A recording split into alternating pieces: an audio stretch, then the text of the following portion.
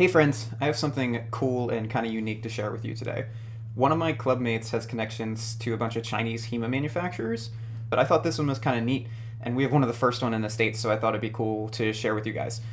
This is the WuWu, I'm sure I'm saying that company name wrong, light fetter, and I thought this was kind of cool. For context, about I'd say a year ago, a couple companies started using light longswords as training tools, and HEMA, being the gross hive mind it is, cannot agree on anything about the sport. So some people like them, some people hate them. I think they're neat. I think they give a pretty cool, interesting sparring experience. And some of the people in our club who haven't quite worked up the muscle to do an entire class with a standard weighted fetter really enjoy having them to work with as well for like drills and stuff. So I think they're a really awesome tool. I'm not sold on them for tournaments, mostly because I think HEMA judging is already really bad. So light longswords move faster and therefore make HEMA judging even worse. But that's my main thing. We spar with ours all the time, and I think they're really fun to spar with. So for this one, the WuWu light fetter, it is a standard length fetter, 135 centimeters, so it matches some of the other standard HEMA fetters, but it comes in at 1326 grams, so it's lighter than a standard length fetter, and it moves and swings around like a light fetter, but it would actually pass the weight requirements for swords in the Columbus, Pittsburgh area, and would be usable in tournaments. So this could show up at least in our region, and could potentially show up in yours too if you guys have weight requirements and stuff like that are similar to ours. First off, the flex is pretty good. They mark it as 11 kilograms. It's a little stiffer than like a Siggy, but like a little bit more flexy than like a Regenier or something else that's like on the stiffer side of good flex. And it feels zippy. You can swing it around like it's a light fetter, but it's a pretty stark in between what would be like a Siggy or Castile light and then a standard length, standard weight fetter.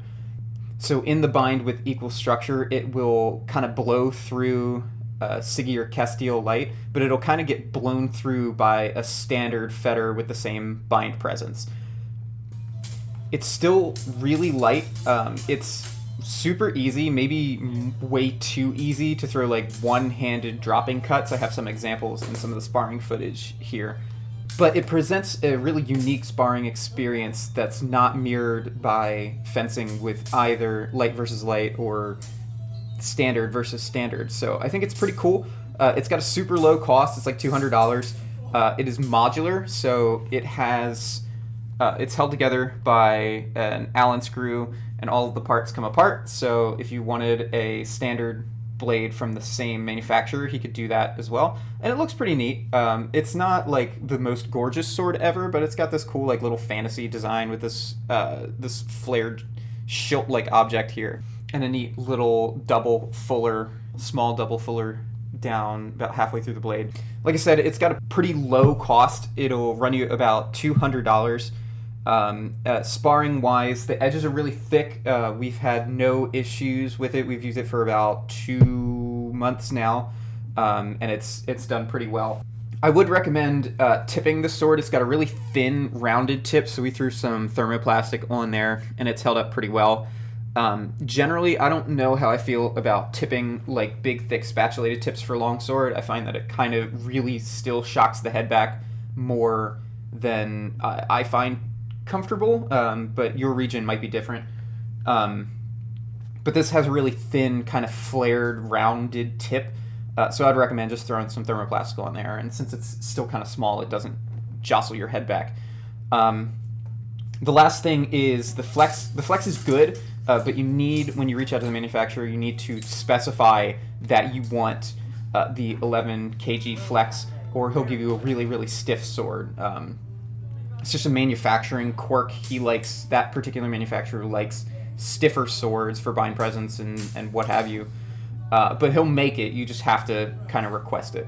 For full disclosure, my clubmate does help distribute those swords. I get nothing from this. This is not like me advertising. But if you find that a conflict of interest, there it is. He doesn't really make money from doing that either. We found that this sword was kind of cool, and we wanted to share and have other people play with it.